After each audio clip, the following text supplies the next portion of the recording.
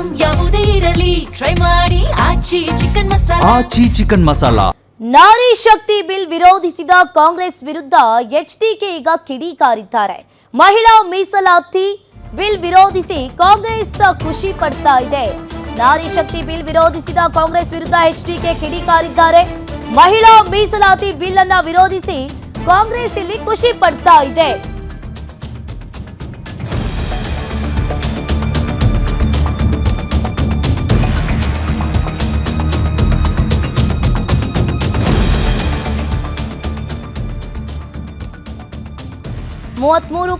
ಮೀಸಲಾತಿ ವಿಷಯ ಚರ್ಚೆ 1996ರಲ್ಲೇ ಆರಂಭವಾಯಿತು. ಅಂದೇ ಬಿಲ್ ಅನ್ನ ತರಲಾಗಿತ್ತು. ಆದ್ರೆ ಅವತ್ತು ಸರ್ಕಾರ ವಿರೋಧವನ್ನ ಮಾಡಿತ್ತು. ಅಲ್ಲದೆ ಸರ್ಕಾರವನ್ನೇ ಪತನಗೊಳಿಸಲಾಯಿತು. ವಾಜಪೇಯಿ ಕಾಲದಲ್ಲೂ ಕೂಡ ಮೀಸಲಾತಿ ಕೊಡಲು ನಿಮಗೆ ಸಾಧ್ಯವಾಗಲಿಲ್ಲ. ಆಗ್ಲೂ ಕೂಡ ಕಾಂಗ್ರೆಸ್ ಮಹಿಳಾ ಮೀಸಲಾತಿಯನ್ನ ನೀವು ವಿರೋಧಿಸಿದ್ರಿ. ಮಹಿಳೆಯರು ಹಕ್ಕನ್ನ ನೀಡಲು ಕಾಂಗ್ರೆಸ್ ನಿರಾಕರಿಸ್ತಾನೆ ಬರ್ತಾ ಇದೆ. ಮಸೂದೆ ಬಗ್ಗೆ ವಿವರಣೆಯನ್ನ ನೀಡಿದ ಮೇಲೂ ಕೂಡ ನೀವು ವಿರೋಧವನ್ನ ಮಾಡಿದ್ರಿ. ಯಾಕೆ? ಇದು ದೇಶದ ಮಹಿಳೆಯರಿಗೆ ಮಾಡಿದ ಅವಮಾನ ಅಂತ ಎಚ್ಡಿಕೆ ಈಗ ಗುಡುಗಿದ್ದಾರೆ. ದೆಹಲಿಯಲ್ಲಿ ಕೇಂದ್ರ ಸಚಿವ ಎಚ್.ಡಿ. ಕುಮಾರಸ್ವಾಮಿ ಅವರು ಕಾಂಗ್ರೆಸ್ ವಿರುದ್ಧ ವಾಗ್ದಾಳಿಯನ್ನ ನಡೆಸಿದ್ದಾರೆ. ದೇಶದಲ್ಲಿ ಎಲ್ಲ ಮಹಿಳೆಯರಿಗೆ ಒಂದು ರಿಸರ್ವೇಶನ್ ಕೊಡ್ತಕ್ಕಂಥದ್ದು ವಿಧಾನಸಭೆ ಮತ್ತು ಲೋಕಸಭೆನಲ್ಲಿ 33%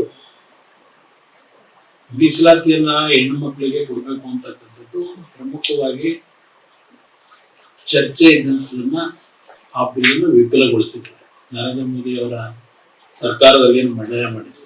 ಈ 33% ವಿಷಯ ಪ್ರಾರಂಭ ಆದಂಥದ್ದು ನಿಮ್ಮೆಲ್ಲರಿಗೂ ಈಗಾಗಲೇ ಗೊತ್ತಿದೆ. 1996ರಲ್ಲಿ ಪ್ರಾರಂಭ ಆದಂಥದ್ದು. 1996ರಲ್ಲಿ ಬಿಲ್ ಮಂಡನೆ ಆದಂಥದ್ದಿದೆ. ಕ್ವಶನ್ ಅವರನ್ನ ಮುಂದೂಡಿ ಅವತ್ತು ಬಿಲ್ ಅನ್ನ ಚರ್ಚೆಗೆ ಸಂಘವರು ಅಧ್ಯಕ್ಷರು ಅವರ ಚರ್ಚೆಗೆ ಅವಕಾಶ ಕಲ್ಪಿಸ್ಕೊಟ್ರು. ಆಗ ನಡೆದಂತ ಕೆಲವು ಘಟನೆಗಳನ್ನ ನಾನು ವಿವರಿಸ್ಲಿಕ್ಕೆ ಹೋಗಲ್ಲ. ಆಗಲೂ ಸಹ ಯಾವ ರೀತಿ ವಿರೋಧಗಳಾಯ್ತು. ನಂತರ ಕಾಂಗ್ರೆಸ್ ಆಗಿನ ಸರ್ಕಾರವನ್ನ ಡಿಸ್ಟೆಬಿಲೈಸ್ ಮಾಡಿದಂಥದ್ದು, ಮುಂದೆ ಬಂದಂತ ಸರ್ಕಾರವನ್ನು ಡಿಸ್ಟೆಬಿಲೈಸ್ ಮಾಡಿದಂಥದ್ದು ಇದೆಲ್ಲ ನಡೆದ ನಂತರ ವಾಜಪೇಯಿ ಅವರ ನೇತೃತ್ವದಲ್ಲಿ ಸರ್ಕಾರ ರಚನೆ ಆಯಿತು.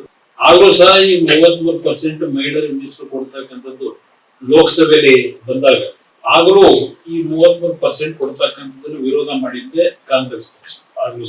ನಂತರ 10 ವರ್ಷ UPA ಸರ್ಕಾರ ಮನಮೋಹನ್ ಸಿಂಗ್ ಅವರ ನೇತೃತ್ವದಲ್ಲಿ ಸರ್ಕಾರ ನಡೆಸಿದ್ರು.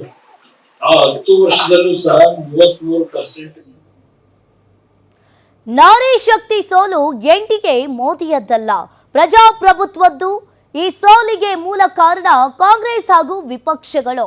ಜೆಡಿಎಸ್ ಯುವ ಘಟಕ ರಾಜ್ಯಾಧ್ಯಕ್ಷ ನಿಖಿಲ್ ಕುಮಾರಸ್ವಾಮಿ ಕಿಡಿಕಾರಿದ್ದಾರೆ. ಇನ್ನು ನಾರಿ ಶಕ್ತಿ ಸೋಲು ಎನ್ಡಿಎ ಮೋದಿಯದ್ದಲ್ಲ, ಪ್ರಜಾಪ್ರಭುತ್ವದ್ದು. ಈ ಸೋಲಿಗೆ ಮೂಲ ಕಾರಣ ಕಾಂಗ್ರೆಸ್ ಹಾಗೂ ವಿಪಕ್ಷಗಳು.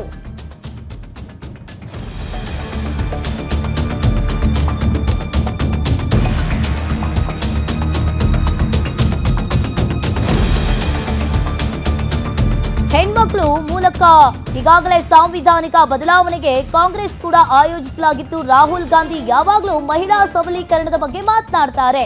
ತಿಂಗಳಿಗೆ 2,000 ಕಟ್ಕೊಂಡೆ ಮಹಿಳಾ ಸಬಲೀಕರಣವನ್ನ ಮಾಡ್ತೀರಾ ಅನ್ನೋ ಪ್ರಶ್ನೆ ಈಗ ಎದ್ದಿದೆ. ಹೆಣ್ಣು ಮಕ್ಕಳ ಮೂಲಕವೂ ಕೂಡ ಆಡಳಿತ ಸ್ಥಾಪನೆಯನ್ನ ಇವ್ರು ಮಾಡಿದ್ದಾರೆ. ಚಿಕ್ಕಮಗಳೂರಿನಲ್ಲಿ ಜೆಡಿಎಸ್ನ ನಿಖಿಲ್ ಕುಮಾರಸ್ವಾಮಿ ಪ್ರಶ್ನೆ ಮಾಡಿದ್ದಾರೆ. ಇನ್ನು ಒಂದ್ ಕಡೆ ಜೆಡಿಎಸ್ ಯುವ ಘಟಕ ರಾಜ್ಯಾಧ್ಯಕ್ಷ ನಿಖಿಲ್ ಕುಮಾರಸ್ವಾಮಿ ಅವರು ಕಿಡಿಕಾರಿದ್ದಾರೆ. ಕ್ಷೇತ್ರ ವಿಂಗಡಣೆ ಮುಂದಿಟ್ಕೊಂಡು ವಿರೋಧಿಸಿದ್ದು ಕಾಂಗ್ರೆಸ್ ಮನಸ್ಥಿತಿಯನ್ನ ತೋರಿಸುತ್ತೆ ಅಂತ ಹೇಳಿರುವಂತದ್ದು. ಮಹಿಳಾ ಮೀಸಲಾತಿಯ ಸೋಲು ಇದು NDA ಸೋಲಲ್ಲ, ಇದು ಪ್ರಧಾನಮಂತ್ರಿಗಳ ಸೋಲಲ್ಲ, ಇದು ಪ್ರಜಾಪ್ರಭುತ್ವದ ಸೋಲಾಗಿರ್ತಕ್ಕಂಥದ್ದು. ಇದಕ್ಕೆ ಮೂಲ ಕಾರಣ ಕಾಂಗ್ರೆಸ್ನವರು ಮತ್ತು ಪ್ರತಿಪಕ್ಷದವರು ಇವತ್ತೆಲ್ಲ ಸೇರಿ ಏನು ಸಂಪೂರ್ಣವಾಗಿ ಆ ಬಿಲ್ಲನ್ನು ತಿರಸ್ಕಾರ ಮಾಡ್ತಕ್ಕಂಥ ನಿಟ್ಟಿನಲ್ಲಿ ವಿರುದ್ಧವಾದಂಥ ವೋಟಿಂಗ್ನ ಮಾಡಿದ್ದಾರೆ. ಡಿಲಿಮಿಟೇಷನ್ನೇ ಮುಂದಿಟ್ಕೊಂಡು 33% ವುಮನ್ ರಿಸರ್ವೇಷನ್ ಬಿಲ್ಲನ್ನು ಇವತ್ತು ವಿರೋಧ ಮಾಡ್ತಾ ಇರ್ತಕ್ಕಂಥದ್ದು ಕಾಂಗ್ರೆಸ್ನ ಮನಸ್ಥಿತಿ ಏನಿದೆ. ಹೆಣ್ಣು ಮಕ್ಕಳನ್ನ ಕೇವಲ ವೋಟ್ ಬ್ಯಾಂಕ್ ಆಗಿಯೇ ಇಟ್ಕೊಳ್ಬೇಕಾ, ಅಥವಾ ಹೆಣ್ಮಕ್ಳ ಮೂಲಕ ಭಾರತ ದೇಶ ಮತ್ತು ನಮ್ಮ ರಾಜ್ಯವನ್ನು ಪ್ರತಿನಿಧಿಸ್ತಕ್ಕಂಥದ್ದಕ್ಕೆ ಸಾಂವಿಧಾನಿಕವಾದಂಥ ಒಂದು ಬದಲಾವಣೆಯನ್ನು ತಗೊಂಡು ಬರಬೇಕಂತಕ್ಕಂಥದ್ದು ಕಾಂಗ್ರೆಸ್ನವರು ಆಲೋಚನೆ ಮಾಡಬೇಕಾಗಿತ್ತು. ಹೆಣ್ಮಕ್ಳನ್ನ ನಾವು ರಾಜಕೀಯವಾಗಿ ಸಬಲರಾಗಿ ಮಾಡಬೇಕು ಅಂತಕ್ಕಂಥದ್ದು, ವುಮನ್ ಎಂಪವರ್ಮೆಂಟ್ ಬಗ್ಗೆ ಇವತ್ತು ರಾಹುಲ್ ಗಾಂಧಿ ಅವರು ಓದಲ್ಲಿ ಬಂದಲ್ಲಿ ಎಲ್ಲ ಏನು ಚರ್ಚೆ ಮಾಡ್ತಾರೆ, 2,000 ರೂಪಾಯಿ ಕೊಟ್ಕೊಂಡೇ ನೀವು ನಿರಂತರವಾಗಿ ವುಮನ್ ಎಂಪವರ್ಮೆಂಟ್ ಮಾಡ್ಕೊಂಡು ಹೋಗ್ಬಿಡ್ತೀರಾ? ಹೆಣ್ಮಕ್ಳ ಮೂಲಕನೂ ಆಡಳಿತ ಮಾಡಿಸ್ತಕ್ಕಂಥ ಒಂದು ವ್ಯವಸ್ಥೆ